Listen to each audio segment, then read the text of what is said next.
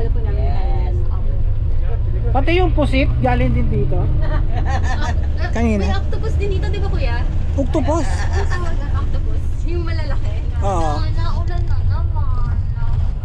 It's okay. Blessing. Ay, hindi ako sasama pag Madam, may maulan. question daw po yung apply namin. Hindi, ano po, for you to be able to get this much time at this much guest na pagtutulog namin, more than 35 kami, anong membership yung mag-pag-ticket doon? Kahit pa yung 2.5, pwede mag-invite na ganito karami. As long as you're gonna do an event in the island. Ano sa island?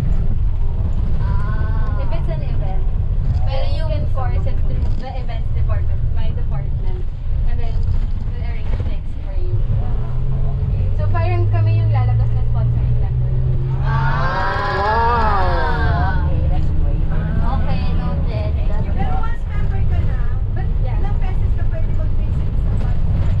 anytime po, and then you will have free villa nights. So you don't have to pay for the accommodation. Depende kung ano yung membership. Gold. Free na yun. If it's gold, 7 free villa nights, it goes up. And then, pag naubos nyo na yung free villa nights nyo, it's just half the rate. Ang accommodation here po is 23,000. 23,000 plus VAT. So, 25,000 per night. Ano yung per Ay, laki. Per room, maximum of 4.